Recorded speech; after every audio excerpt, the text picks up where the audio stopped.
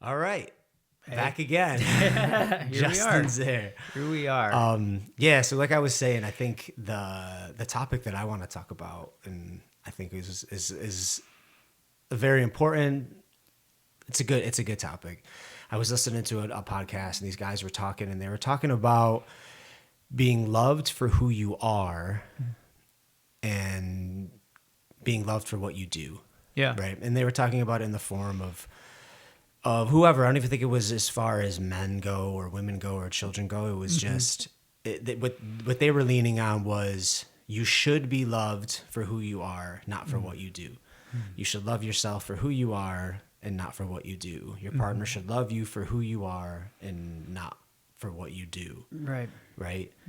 So what I would ask is, what does it look like to be loved for who you are? For who you are. What does that look like when you love somebody for who they are? Yeah. And somebody loves you for who you are? Like, what does that look like? Well, I guess first of all, I would say it's few and far in between. I think it is a unfortunate truth of the human condition that for the most part, most people do love us for what we do. Instead of who we are. It's pretty rare to find people that will love you specifically for who you are. That's why I think it's so important. If you are lucky enough to have parents that are loving, because they're the only ones you get, right? And so a mom or a dad, if you have them, ideally they would be two individuals that would love you sincerely for just being your son, their son or your daughter in that case. But I think the word "should" is a word of ideals. Yeah, I hate that word "should." Yeah, because you should all over yourself if you're not careful. And but I think, what does it look like? I think a couple things. I have been lucky enough to experience a little bit of this from some non-family. And I think it has looked like a couple things. I think it's looked like non-judgmental listening. Individuals who have been able to listen to me explain what I'm going through without them judging or being critical of who I am. And then also without having to use me as a project, right? Where, in other words, if sometimes people want to help because it gives them a rise, it makes them feel more important. The savior mentality or whatever. Yeah, it feeds the ego, especially for a narcissistic development or someone that has that predisposition. So I think when someone is able to listen to you with no judgment and share space with you with no agenda, they're not getting anything out of it other than the fact that they want to be there for you, they want to share the space with you, and they are sincerely interested in what is happening to you in your life, right? And I think when you find that, it's incredibly, there's a peace that comes with that. That's extremely difficult to find, and you can't buy it, right? Can't buy it. It's it's a treasure. So when you find it in another human being, I think it is something that is has more value than money. A lot of times. That you're saying the valuable thing is to have the type of relationship where they are. It's there's no strings attached. No strings attached to their care for you. Yeah, and I think that also can go for a marriage, right? I think a lot of people that are very wealthy, unfortunately, find out that their relationships are shells of relationships, oftentimes, where they are wealthy, so they are loved, right? They have products, they have money and resources that the individuals that are in their life, they're benefiting from it, right? A lot of times these type of people are the loneliest of all, right? because they know in the privacy of their own mind, in their own heart, that they're not actually being loved, right? And I think that's a very painful burden to carry. Very painful. Yeah. You know. What if we change the word? Because the word love that's 737 podcasts to try to explain what the word in the English 2025 version of love, right? Yeah. To be loved for who Yeah. you are, to be loved for what you do. What if we exchange that word for valued, Yeah. right? Yeah. To be valued for who you are and to be valued for what you do, Yeah. right? Do people find you, in other words, do people find you valuable because of who you are, or are you valuable because of what you do? Right. You know what I'm saying? Yeah. Yeah. What do you think about that? Yeah. I think that's a good way to. Do you think that, because love, you just love a human because they're a human. Yeah. Right? You can Yes. just say, I love everybody. Yeah. I will save anybody, any human, murderer, killer, man, woman, child, simply because they're human. That's right. Right? Yeah. We love them because they're humans. Right. Right? They didn't do anything to deserve or earn us saving them in that moment. Right? Yeah. So I think value somebody, like I find value in you. Yeah. Right? Yeah. Meaning there's something that is, when you find value in something, it's benefiting you in a way. Yeah. Right? Yeah. And typically we only have relationships with people we value. Right? That person's valuable to me. You know what I mean? Yeah. So I would say, are we valued for who we are, or are we valued for what we do? Yeah. I think, again, that kind of circles back, and it's just like, I think for the most part, the unfortunate truth is that oftentimes, and most of the time maybe even, we are valued for what we do within community. So do you think, so I guess my question is that a bad thing? Because it seems like like you just said, unfortunately, and it seems like the natural bend is, well, we should value people just for who they are. Not for what they do, not for what they bring to the table, but just for who they are, right? That's what it seems like is the right thing to do, quote unquote, right? You know. Now, what's the negative of being valued? What's the positives, negatives, right? Yeah. Like, why does it seem negative? Why does it seem darker or not kind to only only value somebody for what they do? Yeah. That's a great question. I don't think necessarily. I think it's a good observation. I don't necessarily know that it is a negative as so much as just a truth, right? Because truth can be negative or positive. It's, Well said. Yeah, exactly. and so what I will say, actually, now that I'm thinking about it, now that you asked that question, is it makes me think of there's a scripture that says, like, where your treasure is, so your heart will also be, right? Yep. And oftentimes I used to have like a vocal coach and mentor who I worked with, and he was an incredible, he benefited my life immensely, right? This guy was pretty wealthy, pretty well off. He's one of my closest friends in life. And, when he was doing vocal coaching, and I'll continue this. I have another point to say after this, but when he was vocal coaching me, right, he could have done it for free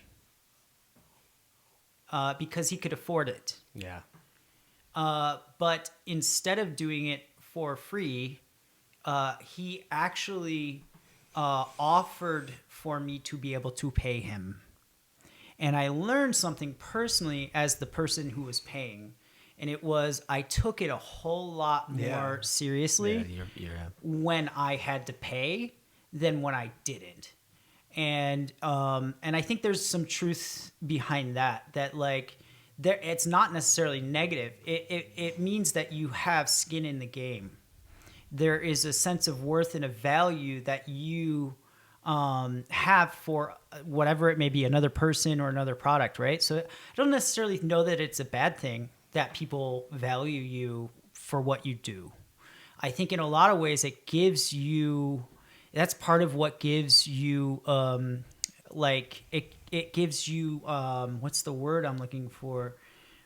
It gives you like skin in the game. It gives you a sense of like there's something you're worth playing for, right?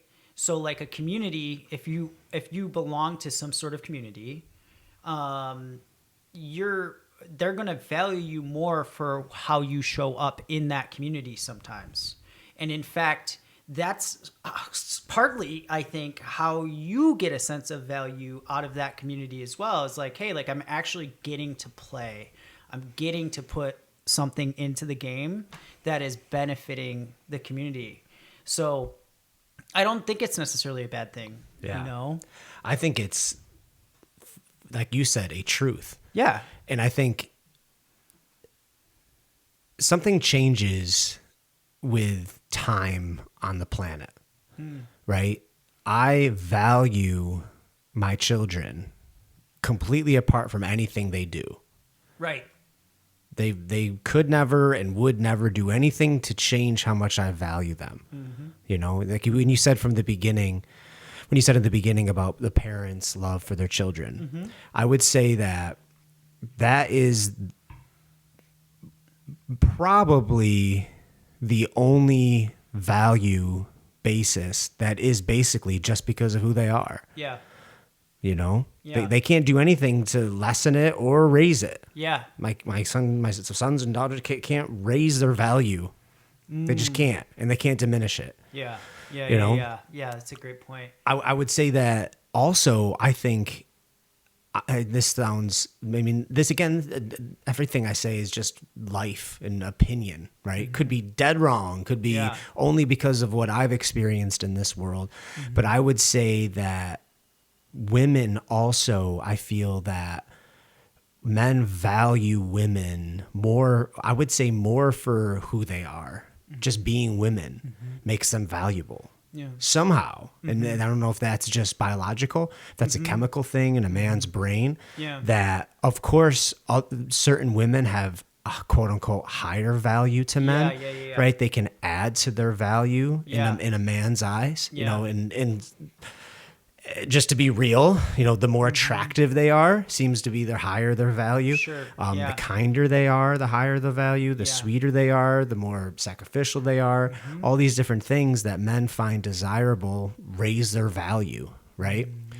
But even if you were to take those things away, I still think women have this value just by being women. Yeah. That men are going to want them. Yeah. Just because they're a woman. Mm-hmm. But I think that, in my opinion, and for what I've learned and what I've seen, is men don't have that.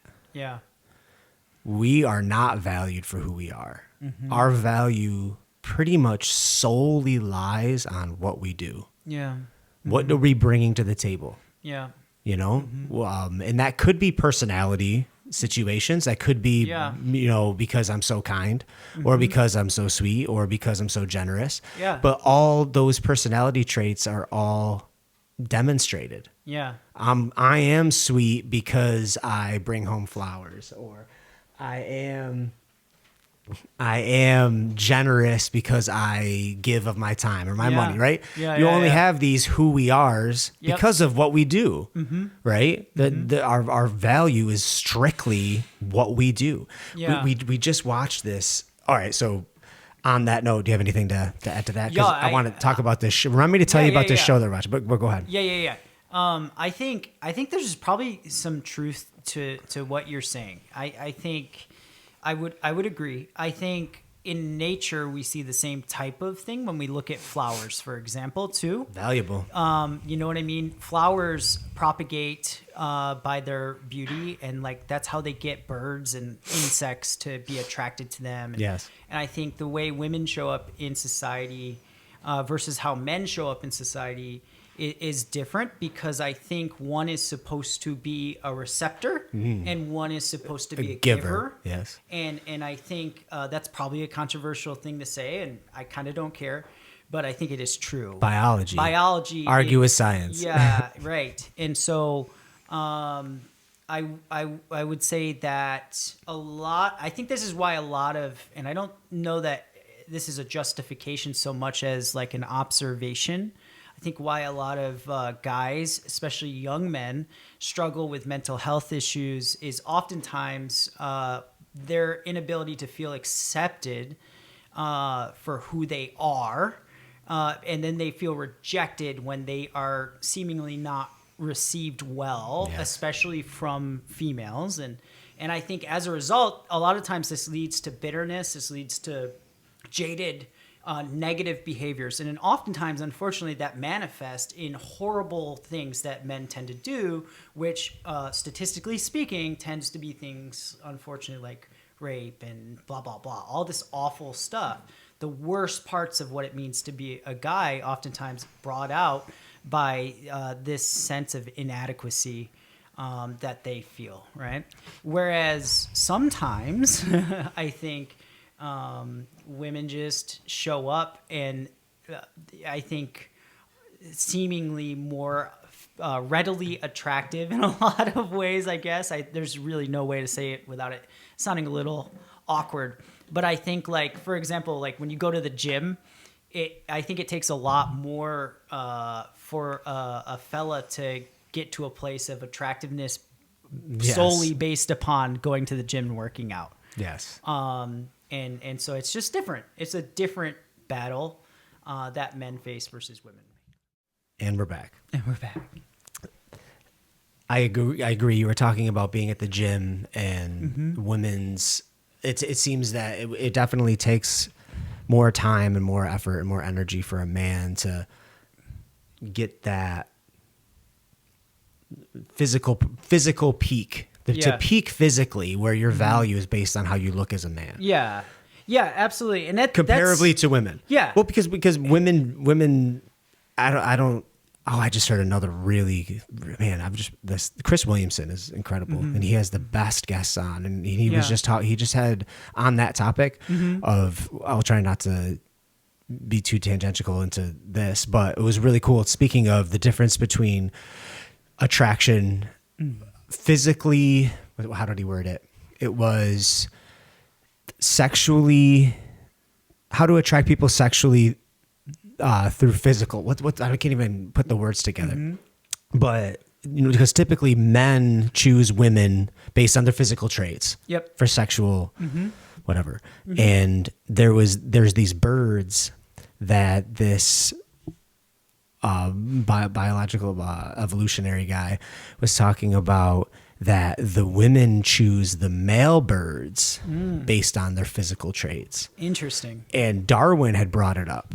Yeah. And they were like coming at Darwin and they're like, no, this is bullcrap. Women do not have agency like that. Females do not have agency. This isn't me saying it. This was in Darwin's day. Because Darwin was like, no, there's birds that, there's female birds that choose male birds strictly based on their physical traits. In fact, from my knowledge, it's actually most bird species. Yeah. The males are the colorful. Yes. Peacocks. They're the ones that have the trait. And then the female will be a bland, plain color. Yes. Or they don't do the dance. Exactly. You know what I mean? Where like male birds tend to actually do the dance to try to get the female birds' attention. Exactly. So we think that it's just a male to female thing about, well, men are more drawn physically. Yeah. And it's like, well, that's not super true. Yeah. Women are also drawn to men extremely physically. Yeah.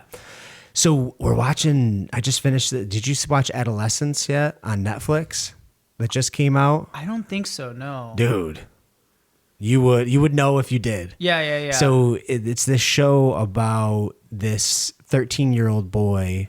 I'll try not to do any spoilers, but this is what it says right in the title.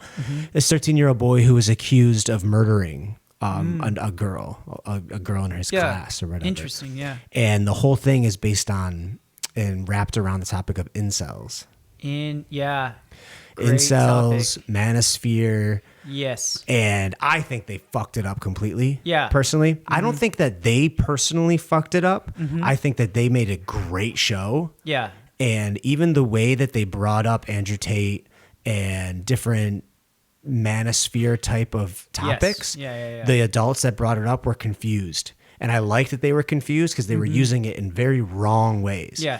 Because the quote unquote manosphere, red pill, all this kind of stuff, Andrew Tate and incels do not go hand in hand. You know, incels are the ones that you're talking about. What is it? It's what's the word? Involuntary celibacy. Involuntary celibacy, Yep. right? Where they can't get laid, Right. You know, where the quote unquote manosphere and Andrew Tate is like, well, you can't get laid because of who you are. Yeah. You need to change who you are. Yeah. You need to build up value, Yeah. and then Yeah. you will draw Yeah. the attention, and you will draw the like. Tate's rough about it. He Yeah. says, "Of course you're depressed. You're a fucking loser." Yeah. You know, that's all he says. That's a great point. You're making a great point. I think you're right. Now that it's kind of like striking a chord with me. I think topics like this, society, status quo, right, tends to build an opinion without necessarily having facts. Because I think you are right. I'm not a huge Andrew Tate fan. Like, in fact, obviously, as of recent, a lot of the allegations coming out, it's like, turns out the guy's just absolutely a goofball, right? As far as some of his actions. Allegedly. Right? Allegedly. Agree. I think if you actually, I think you're right. If you actually were to listen to some of his stuff, you're right. A lot of his messaging is not the opposite, where you're. It's like, you know, the opposite would be essentially saying, oh, like, women should be just worshiping men or something like that. That's actually the opposite of what he says. Yes, completely. Like, the core of his message is, like, if anything, over the top. Like, dudes, like, you're the one messing up. Yes, it's You're the all one that your needs to- fault. It's your fault, Yes. not the female's Yes. fault. And I think you're right. And I think Goggins is kind of the same Yes, way. very similar. There's a lot of even Rogan tends to be in that Absolutely. same vein. It's your fault. But the funniest part about it, you're absolutely right, is like oftentimes it's like as soon as the topic comes up, you know, the eyes roll back and they're like, well, that guy is just disgusting. Yeah. Right? And it's like, well, maybe, allegedly, especially in this case for that person. Sure. But like, if you actually were listening to the narrative, if you're actually listening to what is being said, you're actually giving time to listen, chances are you're going to realize what is being said is different than what has been put out there. Yeah. Well, and what's so amazing about this show is, so again, Chris Williamson, he had someone on just yesterday, I think, because the show just came out, and it's on track to be the most watched limited series ever on Netflix. Interesting. And the Prime Minister of the UK is saying that he wants it to be in every school. Interesting. Which, again, they're fucking it all up. Yeah. Right? And the guy on Chris Williamson he's one of like the leading researchers on incels. Yeah. This guy, I forget his name. Just go on to Chris Williamson if you were interested. Yeah. But it's just so funny to me because the show is amazing. Yeah. It's really well done, really Right. cool. But we don't need to get all into the show, but I guess the one thing that as we were watching it, I could already see what the guy was saying. Like they were looking at this whole incel thing, and they're blaming Andrew Tate. They literally say Andrew Tate. So let's Right. just use him as an It's example. like he's the target. He's the reason for incels. Yeah. Right? He's the reason for these struggling young men who have no internal value, and Yeah. these young men are blaming women, and it's all women's fault, and it's all the world. It's like Right. it's everybody's fault but their own. And it's Right. all because of Andrew Tate. Right. And it's like, what the fuck are you talking about? Yeah. You clearly have never heard any message that he's ever said. Right. Again, I'm not vouching for Andrew Tate Right. or Joe Rogan or Jocko Willink or David any of these Goggins guys, or any yeah. of these men that are Well, actually, I am vouching for all of them in this regard, that they're all saying, take responsibility for you. Yeah. Yeah. For you and for what you're doing, because your value is based on your work. Yeah. What you do. And like that goes all back to what we started this with are we valued for who we are or for what we do? Yeah. And I am 100% we are valued for what we do. Yeah. I don't think we're valued as men for who we are at all. Unless it's our mom. The only person in the planet, our mom and our dad, that has the if you're fortunate enough to have one still alive, they're the ones that are the only humans that are ever gonna value you for who you are. That's it. Everybody else on planet Earth only values you as a man, in my opinion, for what you do. Yeah. And if you blame everybody else for not getting laid, for not getting the job, for not being fit, for being ugly, for being depressed, for being anxious, for being all these things that you hate about yourself, and it's everybody else's fault. Yes, you're a loser. Yeah. You are a loser. 100%. I totally agree. Yes, you're a loser. Yeah. But you don't like it doesn't end there though. Right. It's not just you're a fucking loser. Right. You know, it's like, yeah, you are. Yeah. 100%. Yeah. You know, yes. And it's okay. like you've done it to yourself. Yeah. Yeah. You've chosen these things in life that have led you to this place. Right. So, but it's like, that's not, the problem is that's where it ends. And so so if you're really honest with yourself, then that's extremely depressing.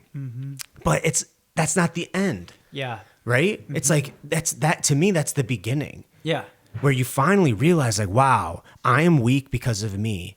And I can't talk to women because of me. Right. And I can't excel at my job because of me. And I can't get up early because of me. Right. And I have this because of me. And I'm this because of, it's all my fault. Nobody has brought me to this place. Right. I have brought myself to this place in life. Right. This is so depressing. Yeah. I'm sad. I'm anxious. And I hate the person I am. And it's like, hell yeah. That's a fucking great place to be. Yeah. Because now it's like, Responsibility. yeah, because now it's like, now I change it. Yeah. Now it's time for me Yes. to make the hard decisions and do the things I need to do to not be that loser. Yeah. To gain value. Yeah. And as you're pursuing value, not and everything changes. And it's like, yeah, I want to be valuable so women want me. So, oh, that's a bad motive. No, Yeah. it's not. It's not. That's not a bad motive. That's biology. Yeah. You want to be a strong enough, a fit, strong, capable man that would, for a woman to desire you. Yeah. And to say, oh, you shouldn't want it for that. Yes, you should. Yeah. Because that's biology. You're not going to have children, right? How are you going to find a high value woman if you're a low value man? Literally. Right? Yeah. So it's like, Yeah. I think, yeah, it's hard, especially in today's woke, weird mindset that our world has right now. Yeah. But I think Andrew Tate's and David Goggins, again, there's certain things that they say that are weird. There's like whatever allegations Tate has Yeah. against him, Yeah. none of them are proven. Not yet. Not Yeah. one single one has been proven that he's Right. done anything illegal whatsoever. Yeah. So it's like, well, we have to always give this like disclaimer. No, fuck that. Like what I hear, take everything every human being says with a grain of salt. Right. I don't care Yes. who they are. Every single one. It's like some are more clear about their weirdness and things you disagree with, and some aren't. That doesn't mean you can't take things from them that are extremely beneficial. Absolutely. You know? So, Absolutely. So I think that, yes, I believe I can speak for men. We are 100% valued by what we do. Yeah. And I wouldn't want it any other way. Yeah. Personally, like Yeah. I wouldn't want to just be valued because I'm a man. Right. You know, I want to earn my value. I want to earn. I want to work it's not even about being the greatest, right? It's about being great, Yeah. right? And being greater. Yeah. And hopefully all my friends are just as great with me. You know, I don't want to be greater than any other man. I don't care. Right. You know, hopefully we're all fucking great together. Right. Imagine if every young man had this burning ambition to just be fucking great. Yeah. Because with that greatness comes being loving and generous Yeah. and kind and Yeah. giving Compassionate. and compassionate and all those attributes. Those are all part of masculinity. They're all part of being a great man and being a valuable man. Yeah. So it's like, my personal opinion is we as men are only valued based on what we do. And then, because then you could say, and tell me what you think about this. Well, what about our spouses, right? What about our partners? Do we only want our partner to value us for what we do? Yeah. You know, and I have something to say about it, but I'm curious of what you would think about a relationship, your husband or your wife, them valuing you for what you do rather than who you are. What's your view on that when it comes to relationships? That type of intimate relationship. There's the cotton candy response to that, and then there's my honest opinion. Yeah, your honest opinion. I think the cotton candy version would be like, oh, I want a partner that's just gonna love me for who I am, right? But here's the problem with that. If they love you exactly the way you are, no change ever will come. If there's no change, there's never growth. Growth comes from a partnership or a relationship in which there is a consistent challenge in order for you to grow and become something better, to do something better, right? And I think like if my real authentic response is that like if I'm still single, right? But if I were married, the type of person that I'm looking for in a marriage or a partnership is a partner, someone who is going to challenge me to be a better man and a better person. I don't want a relationship in which they tell me, you're great the way you are. Just stay that way. Because I always have a mentality of like, I'm not finished yet. Yeah. I want to continually be improving. I want to continually grow. I want to continually learn. I don't want to be done. I think the moment we get to a place of complacency, we're in a bad spot. Yeah, it's so interesting because it even sounds hard. Like it's almost brave to say that. Right? Because it's weird to say, I don't love you for who you are. That's not why I love you. Right? Yeah. Like, what do you mean? Yeah. What do you mean? And it's like, no, I can stop loving you. I can stop valuing and loving my wife. 100%. Done it. You know? Yeah. Been there. Yeah.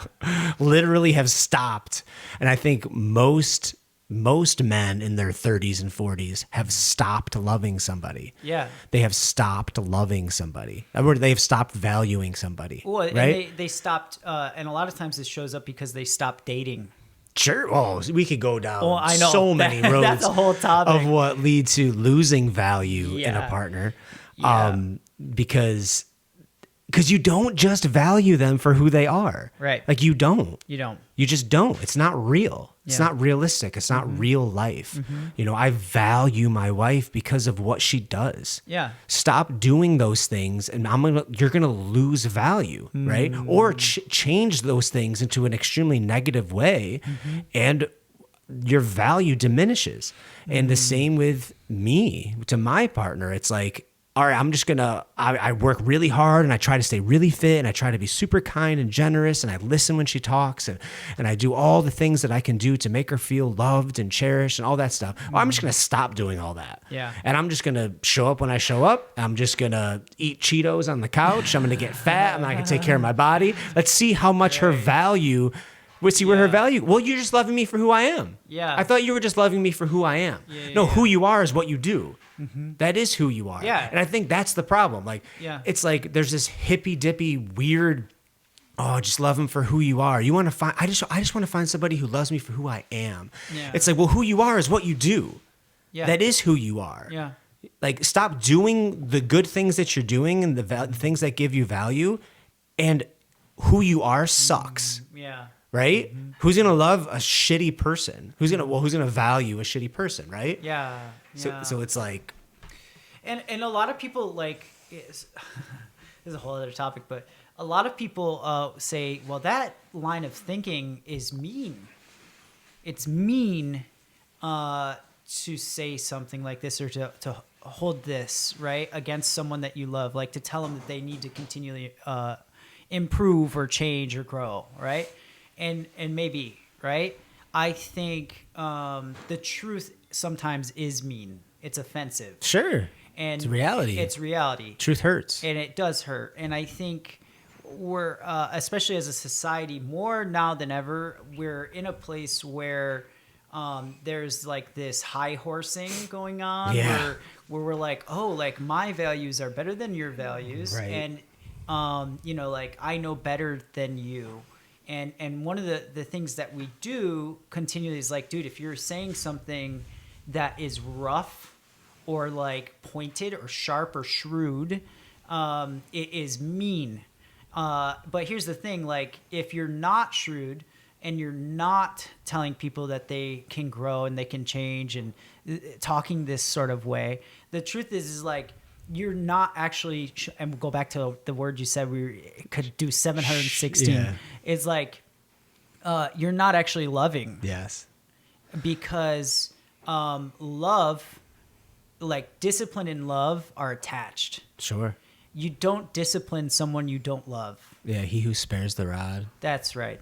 And so the same way, it's like someone that says like just stay the way you are doesn't care or is not invested in who you are. I think the best friends you'll ever find are the ones that challenge you in your line of thinking. They're going to challenge you to grow and become better. And I think the ones you should watch out for are the yes men, right? Of course. They're the ones that are just they don't really care. They don't really care. And they have no interest in your well-being. Mm-hmm. And I think that is a polar opposite to love. Now, that's a hard pill to swallow, right? Because we want to be kind. We want to be nice.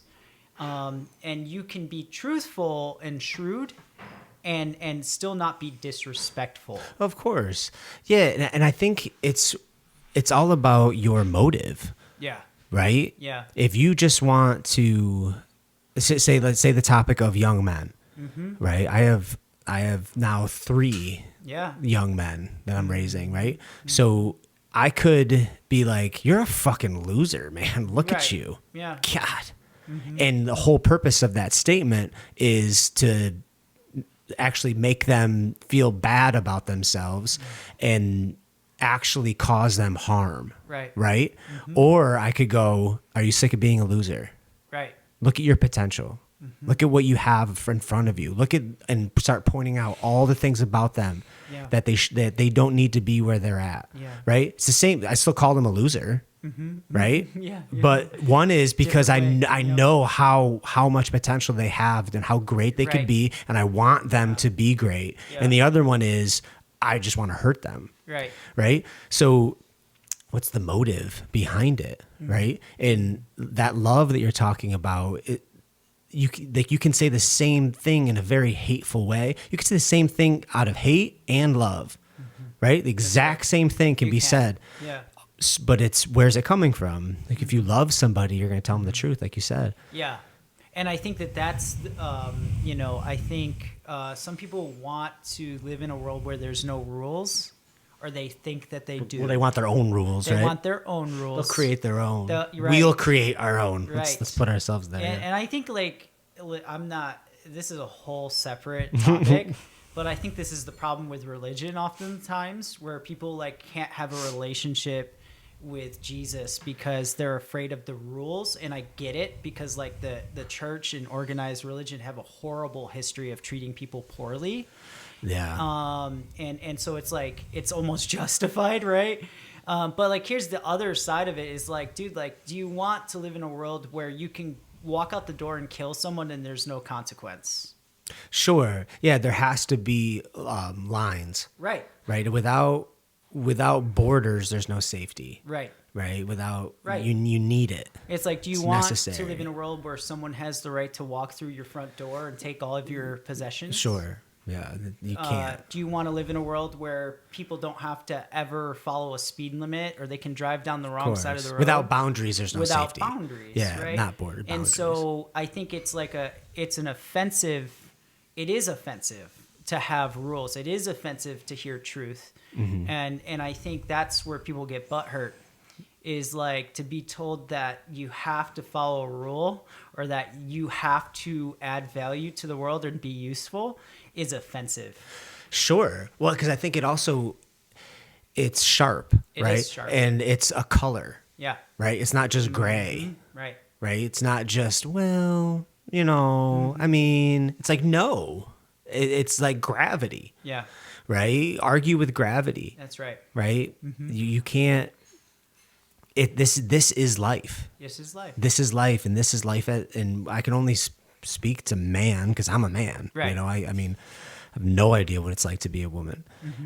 But as a man, you have as a man in America, as a man in New York, right? Let's bring it way down. As a man in Syracuse, right? Yeah. Bring it down to where we're at. There is no reason to be a loser, right? There's just absolutely no reason. There isn't a caste system here, right? There's nobody holding you down. Right. And if there is, it's going to be a rare case, maybe a parent, a bully, a whatever the case is. There's a way out. There always is. There's a way out, man. We're not in Uganda, Right. we're not in a third world country, where someone's holding a gun to your head. Right. I'm sure there is absolutely terrible situations where people are really being held down, and those are the exceptions. They are. They're the exceptions. Yeah. And to those people, I pray that they get out of it. But for most of us, it's our choices. Yeah. It's our daily choice. Yeah, that's day right. after day That's after right, day yeah. after day Yeah. of why we are where we are, Yeah. and why we view ourselves how we view ourselves, and why everybody else views us the way they view us, do. and why everybody else values us the way they value That's us. right. Right? Yeah. It's and it's because of what we've chosen to be. That's why we have the value we have. Yeah. Because of our daily moment to moment choices. Yeah. Right? When you hit that snooze button, That's right. right? That's why, Yeah. right? When you don't work as hard, when you don't say the thing that you should have said, That's right. when you choose this instead of that, when you choose to yell at your wife instead of sinking back and relaxing and allowing to be Working it peaceful through. and working it through. It's all these choices, and you keep piling these bad choices on top of bad choices on top of right. bad choices, and you just end up in a bad place. Yeah. So start substituting those bad choices with good choices. Yeah. Right? Yeah. Make it a good choice. Yeah. Slow down. Don't Yeah. speed. Right? It's Yeah. like you have the choice. That's right. And you can flesh it into such minimal and just, I don't know. I feel like we tend to blame everybody but ourselves. We tend to blame everything but that. Yeah. And instead of just realizing that we are only valued by what we do. Yeah. I don't know. I think we're just fucked. And I think like what you said, and what led me to think about that show, that's why young men right now are really struggling. Yeah. Because there's just like, what are they doing to gain value? Yeah. Right? What are they doing? Yeah. Right? Where and then the men that step up to try to encourage them are looked at as misogynistic. Yeah. Right? Yeah. And toxic. Right? Yeah. And so there's this like war against teaching young men to be to be not self-deprecating, but just to be responsible, Yeah. right? For the reason why they are who they are, Yeah. right? It's this like war against just blaming yourself. Like it's all your fucking fault. Yeah. And once you can do that, once you can say like, all right, this is my fault. Now you can, like we already said, now we're just beating a dead horse. Now you can work towards gaining that value. Yeah. So I guess, we've talked about the truth of, are we really valued for who we are or for what we do? And I guess what are, now that we've come to the conclusion, I think, that we are valued for what we do, right? So now, what are some steps? Yeah, What are some that's steps great. that we can take to, like, what's the next step, right? Yeah. We've realized, all right, this is all my fault, Yeah, that's good. right? This is all my fault. Yeah. Now what? Where do we go from here? Now what? Well, yeah, that's absolutely good. Perfect time for me to go to the restroom. Yes. I drink so much coffee. Go I go to ahead. the bathroom so many times. I'm so glad you're getting where you're going, though, because it's what I want to talk about is like, okay, if this is the truth, Yes. Now what? then what? Yes. Right? Absolutely. So, Go ahead. real quick. Go ahead. We've talked a lot about a lot of guy names in the world of self-help Sure. and in the world of stoicism. And like the Seth Rogans, we've talked about the Goggins, Joe Rogans. Joe Rogans, like these like pseudo stoics that are like, you know, the male perspective, right? So I want to posit or position a female voice that I endorse. Okay. Mel Robbins, right? You know Is Mel? that Tony Robbins' wife? No, it's not. Mel Robbins is a really cool female voice in the world. I'm all good. Female voice in the world of like podcasting, and like she's written a bunch of books, and she wrote a book that is a bestseller right now on the market, and I would recommend it to anyone that is looking for a book to read or looking. Yeah, that's her. Looking for a book to buy or looking for a book to listen to. It's called Let Them. It's the Let Them theory, which basically says, like, if anyone is treating you a certain way, let them, right? But the most powerful thing about this Let them, okay. Let Them theory, I think the most powerful part of that book, as I've listened to it, I'm almost completely done with it, is the second part of the Let Them theory is let me. Okay. So someone has mistreated me, let them. Now, where do I go from here? What do I do? Let me. What is within my power? What is within my demeanor that I can do now that I have accepted that this reality is reality? So rather than stop them, let them. Let them. Right? Because the opposite of let them would be to try and stop Yeah, them. I'm going to change how they treat me. I'm going to change how they're feeling about me. I'm going to go out of my way to try to make them see me a certain way. And that, I think that's where a lot of the incel Sure, behaviors yeah. kind of... That's very interesting. Right. And so instead, I think the most powerful thing, to go back to responsibility and accountability, is to a position of what can I do within my own choices in order to respond to what has occurred to me, right?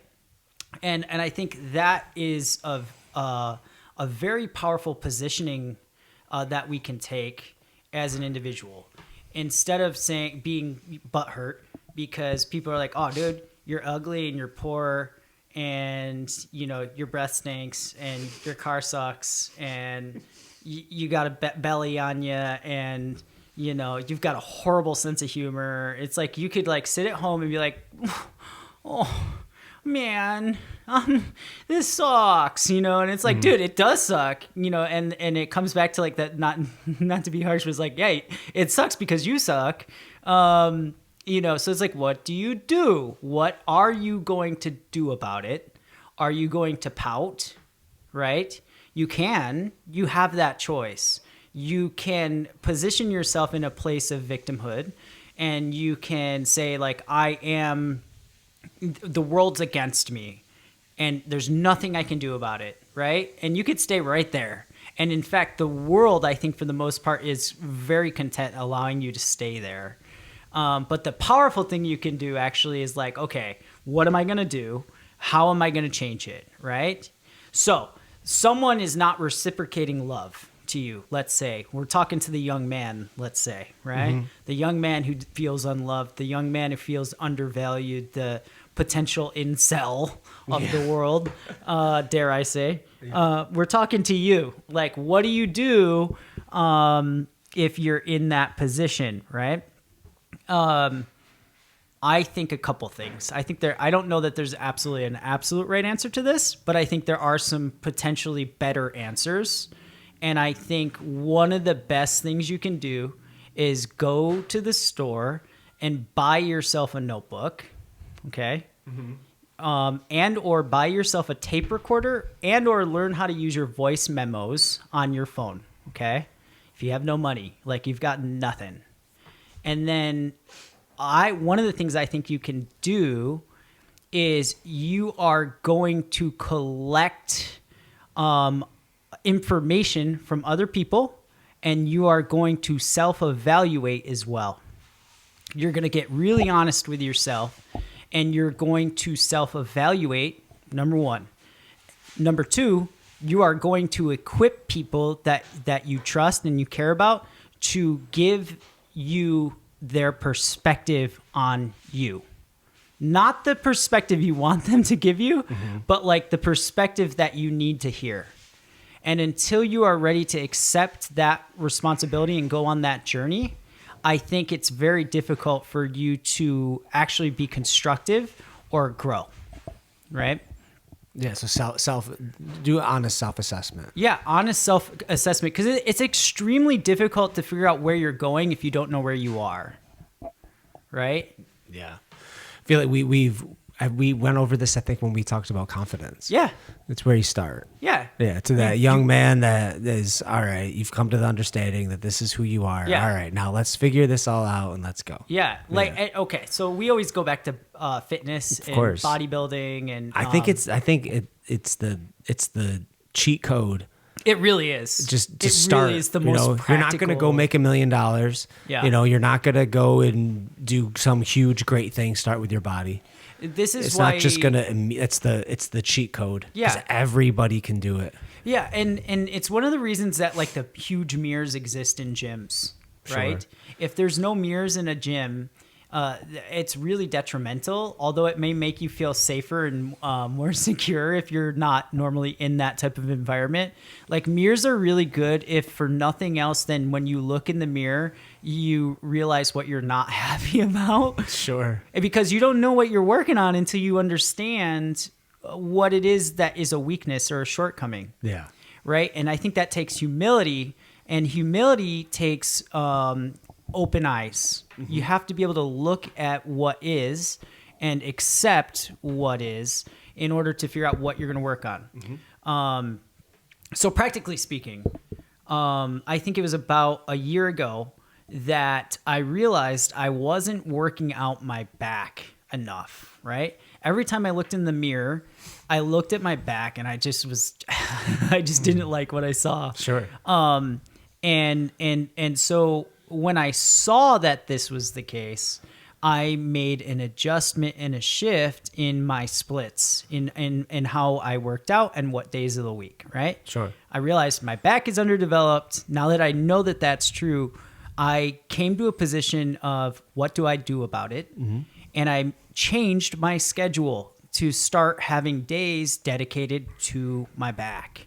And now for over a year, I have been having dedicated back days when I go to the gym. Sure. And I'm not going to say I'm perfect in my back game, but I have received a lot more compliments now that I've spent a year of dedicated back days.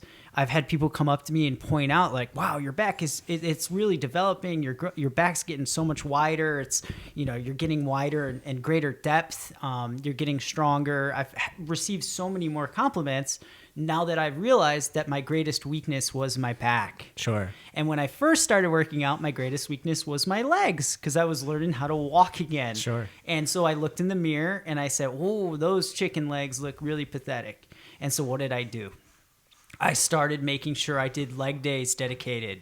Now I do leg Mondays, which is like no one does that, right? Yeah, chest day. So whatever your thing is in life, because like let's say you're not a bodybuilder, you have to be able to look at it and be honest about it before you can develop a plan to attack it.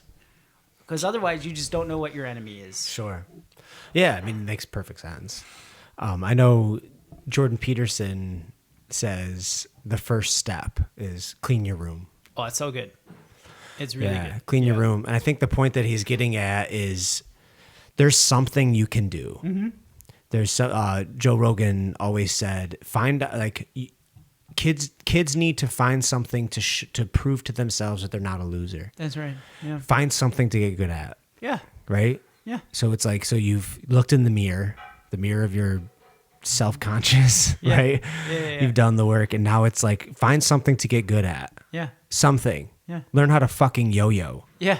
Right? Like find something just to like prove to yourself, like I can get good at something. And I think a lot of these kids are fucking amazing at Fortnite. Yeah. Right? Yeah. So like, you can get good at something. Like you're maxing out in fucking Call of Duty. Yeah. Right? Like you're kicking ass. Like you are a winner somewhere. And I think that's what's so scary about video games is they create this false, it's not even false, it's a real victory. Yeah. But there's no reward. Ooh, right? That's good. Yeah. It's just a dopamine hit. Like so go back to Tate. Yep. One of the things that I've heard him say that I love is like these kids they'll max out their character in a video game, but they won't do it in real life. Yeah. Right? It's like, well, it's easy on a video game because there's no cost, but in real life it costs something. And so what he says, he goes, my life is GTA. I want a fucking gun, I'll get a gun. I want a bitch, I'll get a bitch. You know, all this bullshit. Yeah. And he's just being a twat. Yeah. But he does it on purpose. Yeah, he does it on purpose. But if you simplify it down and bring it down into its purest form and a more kind way to say it is what you're doing on those video games, you're proving that you can do something and you can be good at something. Yeah. Right? If you give it the time and you give it the energy and you give it the effort, you can be really, really good at something. If I go to play against any of my kids in any video game, they're going to stomp me. Yeah. I won't even play them in things. But I played UFC with Shiloh the other day, whooped my ass. I won't even go on Fortnite with Emmaus because they'll just kill me, right? Because they just have hours into it. Yeah. Like, and well, I mean, they're just so good at it because they do it all the time, right? So like you can get good at something. Yeah. And you probably already are. You probably already are. And so like my follow-up challenge to that, maybe that goes further, is I don't challenge you to find something to get good at. I challenge you to find something to fail at. Sure. So this is the hard thing though. Depending on who we're talking to, right? If we're talking to people that are failing at everything, right? It's like, go find something else to suck at, right? I do agree with that. I think you get to a certain point in life where like you're doing well and you're kind of reaching stagnation. That's like, no, go fuck something up. Yeah, go mess up. Yeah. I do agree with that for sure. Yeah. I think for this type of person that lacks value, right? You need some wins. You gotta win because you are value. Yeah, because right now you're very good at very little. Okay. Yeah. Right. Like so. Answer to that maybe then, if that is the case, because I think you're probably right. That's a solid point. You need to find a group of people that you can surround yourself with that are not only going to challenge you, but are also going to endorse you and support you. That's very difficult, though. It's extremely difficult. Near impossible. It's very difficult. It's not impossible, but it's most people want to see you fail. Right. Because they want to bring you to where they are. Yeah. Right. They don't want to see you exceed them. So as soon as you start exceeding them, it's like, oh, look at you, hot shot. Oh, wow, look at you. Oh, wow. Why do you got to work so hard? Why do you got to? And they're just trying to fucking pull you down to where they are. Yeah. You know? I started a men's group that meets online that has been going since 2020 called Across the Nations Fellowship. It is a group of men that I've met at different seasons of my life that live all around the country. And we get on a call once a week, every Thursday, with zero agenda other than we share the space online. And we talk about or whatever's gonna. This is all just like texting. This is no, like chat. We're on a video chat. Nice. We use Messenger. Nice. And I helped create this with some friends. It's like a co-led group. That's the other thing. It's like I was a part of starting this group, but it has been the group itself that has ran itself. Like there have been seasons where I've been so busy that I wasn't able to like lead it. So another one of the members stepped up and took that role. Yeah. And a lot of the time, this group has been going, like I said, since 2020, May of 2020. So we're coming right up on the 5th year anniversary. We meet every single week. We have missed very few weeks in this amount of time. And this group is a mix of people of all different backgrounds, different professions. Like one of the individuals in the group was working for the vice president in the last administration. Has worked for multiple White Houses, Republican and Democrat. He was working for Kamala? Yes. Very good friend of mine. He That's also wild. had an amazing podcast, which you can look up, called Lyrics and Lattes. It's amazing. It's where he's like quoting rap songs and music and then pulling wisdom from the lyrics. That's cool. It's really cool. And he had a bunch of very famous rappers and Nice. musicians get on the show and That's break good things shit. down. He's amazing. He's one of the most amazing people I know. Then there's other people on the show that are professors or working for universities. There's an individual who I used to live with who lives in LA currently and works alongside celebrities like Kanye West to help find their clothing. And Jesus. so Wait, this is all part of the men's all group? part of this men's group that I'm a part of, right? That we have been intentional about showing up in this group. And over the years, we have celebrated and cried together. Yeah. We've celebrated the coolest things. But we've also been there when one of the brothers died a week after having been on the call. Jeez. We've been there when we lost jobs, right? Yeah. And we've been there when we graduated. We've been there when we got the new job at the White House. We've been there when Ja Rule was inviting, one of the members on to do a podcast with them. And so like we have celebrated together and we've cried together, but more than anything, we showed up with one another. Hell yeah. So it is extremely difficult. But again, it is another situation of what is within your power. Yeah. And the one thing I think we've done well with that group, besides like showing up for each other, is just being intentional of holding space for one another, right? Yeah. And prioritizing one another. And I guess I say all this to say that like that group of people has also been there to cheer me up when I was going through heartbreak. They've been there to also say like, dude, like Justin, you can do better, right?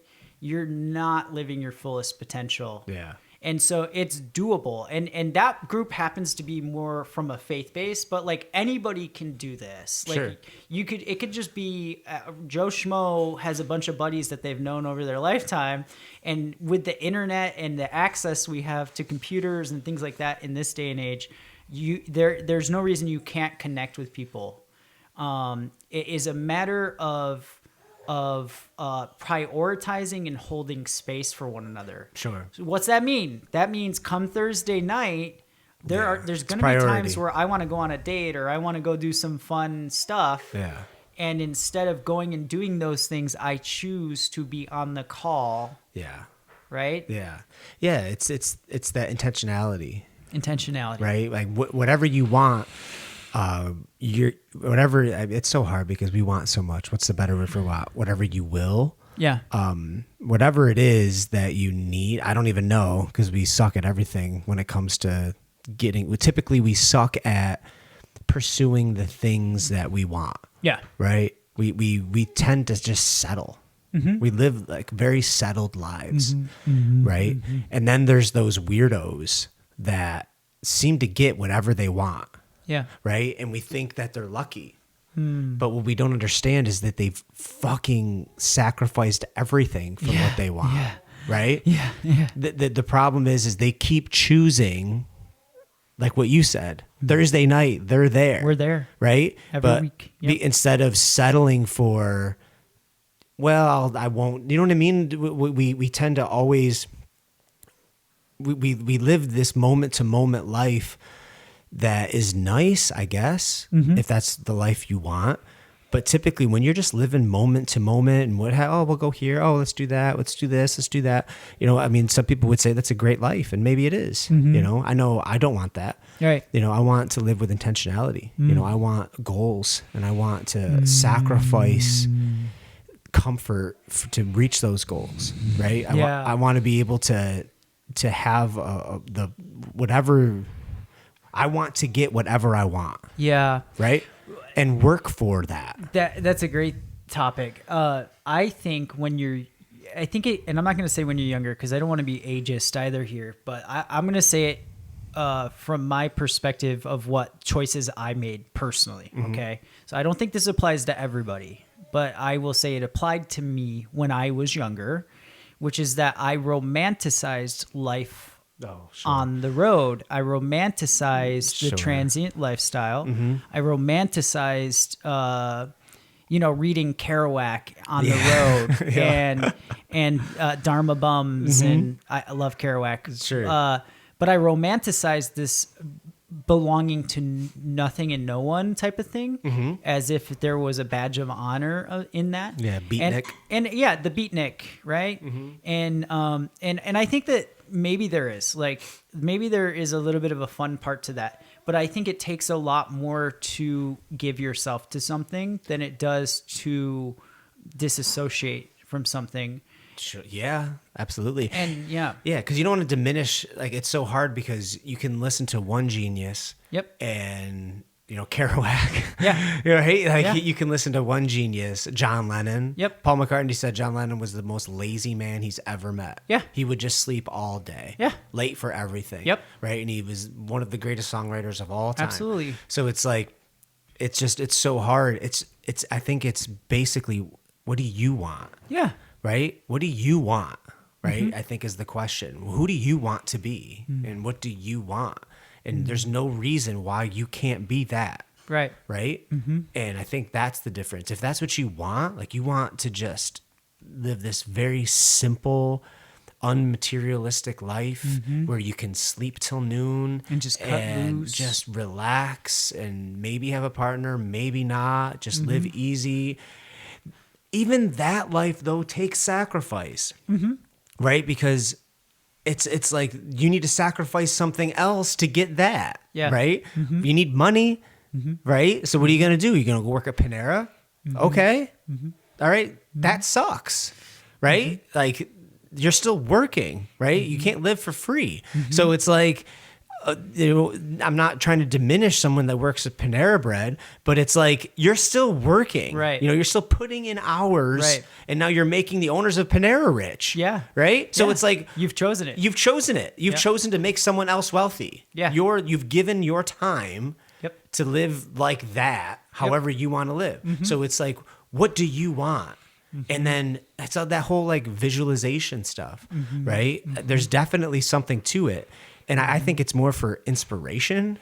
Yeah. I'm not really a big believer in you visualize it and you get it. Right. But I think visualizing what you want will definitely motivate you to get it. Absolutely. Like, you got to see it. You got to see it. You got to know where you're going. Yeah. Right. But it's the work that gets you there. That is right. Right. Yeah. So it's like, want something. Yep.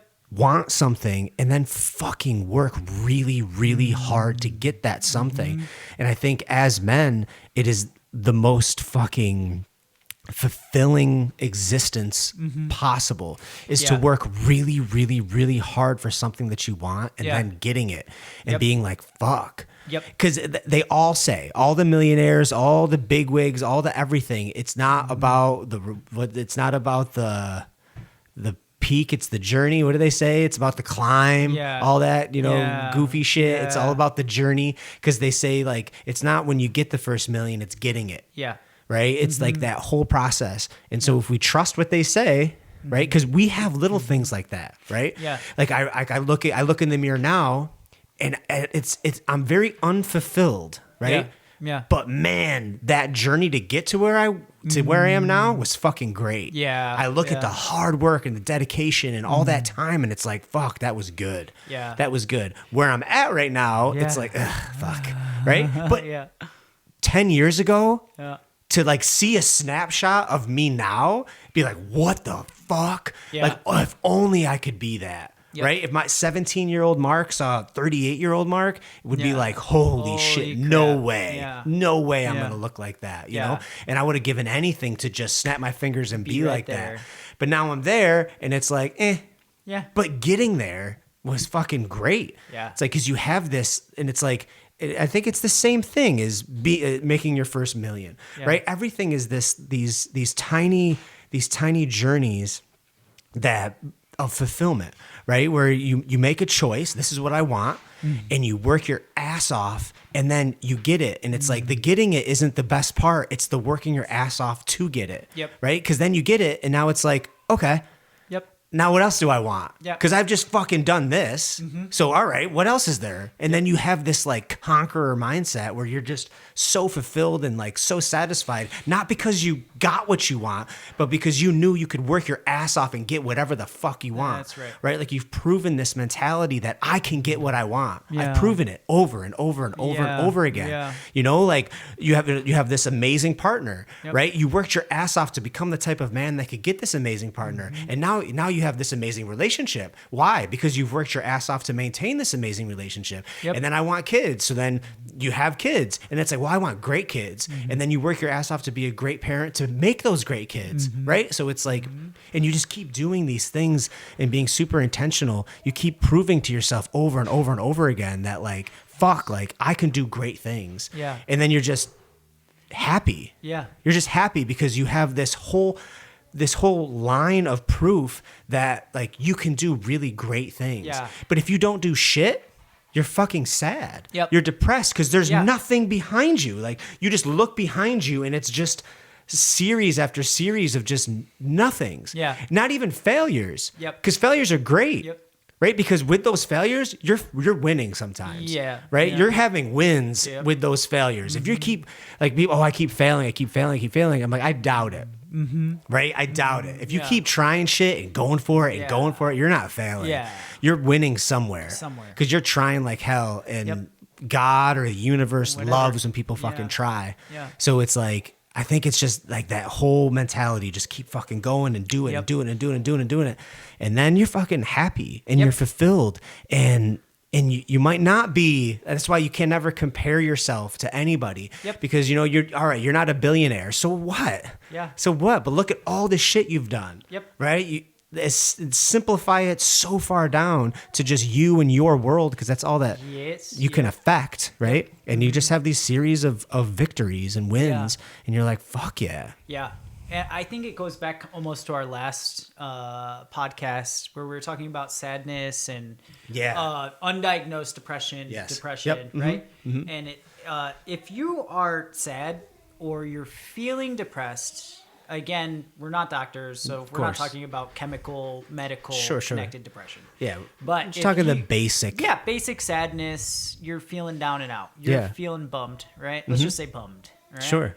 If that's how you're feeling, I challenge you to commit yourself to something that is not to your benefit. Yeah. Find a soup kitchen. Yeah, that's true. Find a Always helps. community service or Get your eyes off yourself. a nonprofit. Find some Meals on Wheels. I don't care what it is. Commit to it. Mm-hmm. Commit to it, and hold yourself to it. Yeah. For a considerable amount of time, and I guarantee you will feel better. And this is one of the reasons that like fitness, again, going to the gym Sure. is such a cheat and a hack. Yeah. Is there is nothing like the sense of self-challenge that you get. And I know this obviously is not something, it would be technically for you. So it's not a nonprofit. It's not technically like community service, but there is something about the difference that you get from like when you start going to the gym to when you have gained considerable commitment to the process over time, right? Mm-hmm. Like, I don't know how many people I talk to that start seeing that I've been going to the gym for almost 5 years. And then they start, they say like, well, I hate that. This is my least favorite part of the day. Is going to the gym. is going to the gym. I never understood that. I never got that. Meanwhile, like for you and I, like Yeah, it's I the will probably highlight. tell you, it's like one of my favorite It parts of the is, day. man. It's awesome. Yeah, I love it. Yeah. Right? Isn't that And interesting? It is, and so I think in the same way, if to go back to what I was saying, like if you're in a bad spot where you're feeling bummed, you're feeling sad, you're feeling like you've got no wins, you're feeling depressed, right? Become responsible to something and someone.